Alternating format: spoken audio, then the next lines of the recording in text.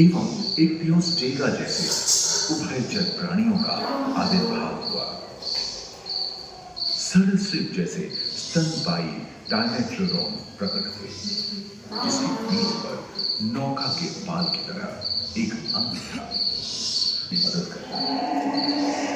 सरीसृप की तरह ही एक अन्य स्तनपायी प्राणी साइनोमेटस इन दिनों काफी प्रभावशाली हो उठा था। इसकी विशेषता कुत्ते से बहुत मिलती थी।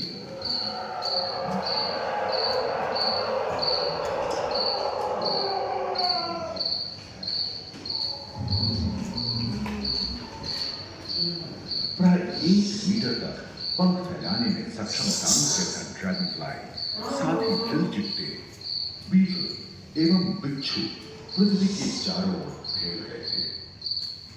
धरती में पाए जाने वाले अधिकांश कोयले ही कार्बोनिफेरस युग के मृत पौधे से उत्पन्न हुए थे, जो कि धरती के अंदर दब गए थे। उन दिनों पृथ्वी के 1/3 हिस्से में एकमात्र महादेश था जिसे पैंजियम कहा जाता था। जलवायु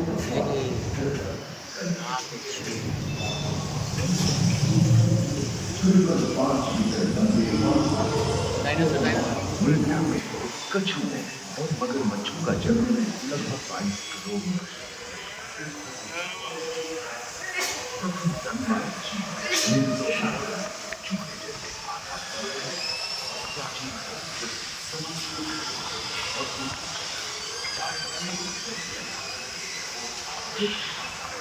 22 करोड़ वर्ष डायनासोर विभिन्न आकार एवं और धरती के कोने कोने में फैल गए थे एवं जलवायु के अनुकूल खुद को इनमें से कुछ लोग हल्के होंगे थे और कुछ 15 पूर्ण वयस्क हाथियों जितने भारी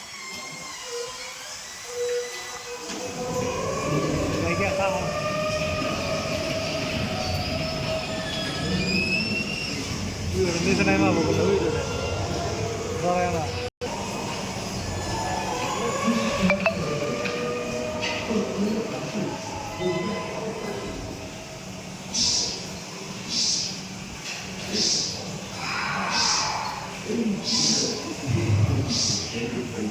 Half deh. Half asli. Ini kena kali ada. Koi. কোথায় লেঙ্গুর নেজটা লড়ছে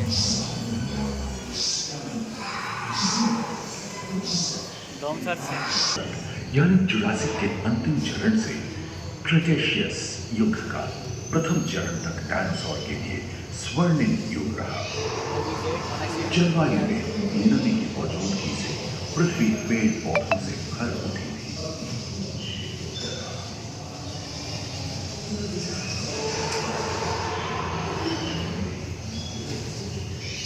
नाम से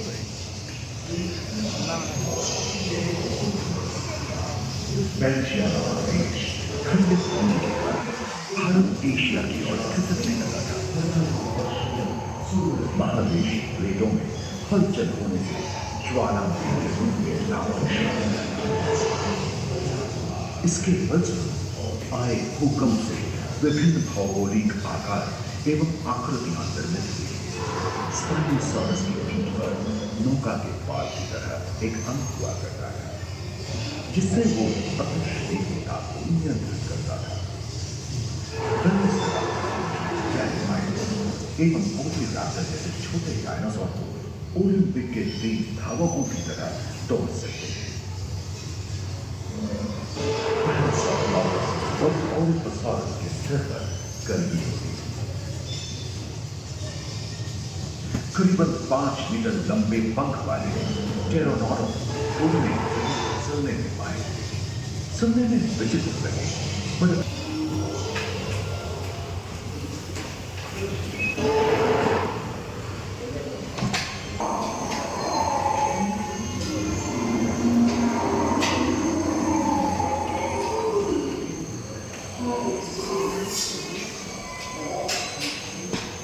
2 সিংহ গন্ডার।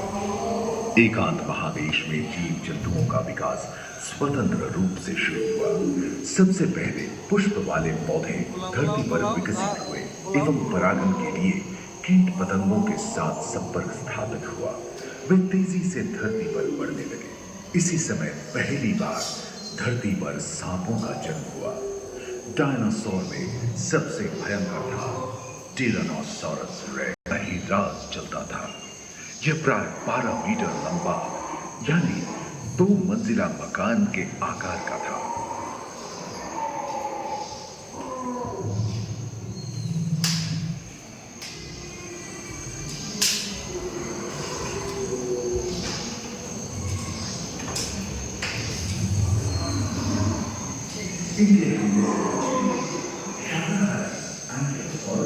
अपनी पूंछ के होकर का इस्तेमाल सभी डायनासोर प्राय 6 वर्ष पहले विलुप्त हो चुके थे। एक हनुमान एक बहुत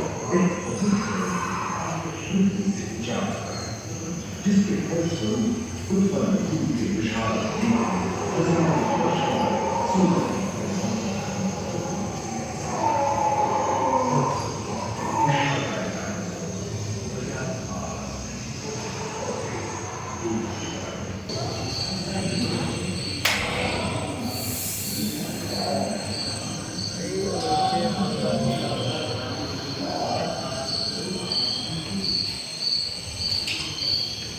डायनासोर के विलुप्त होने के बाद भूस्थल पर स्तनपायी प्राणियों का आधिपत्य शुरू हुआ।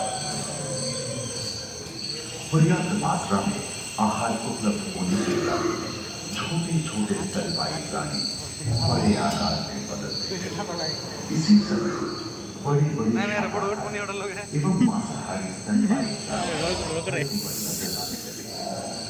विश्व के कई हिस्से जंगल से हरे भरे हो गए।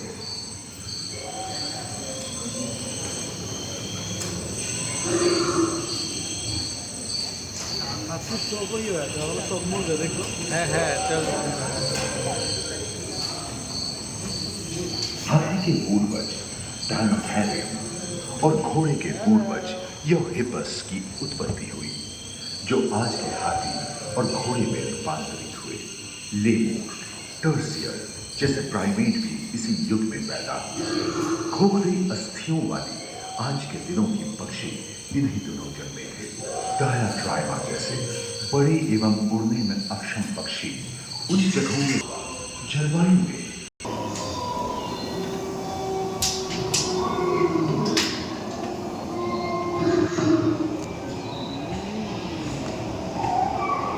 पृथ्वी के लंबे इतिहास में झांके तो ऐसे कई मौके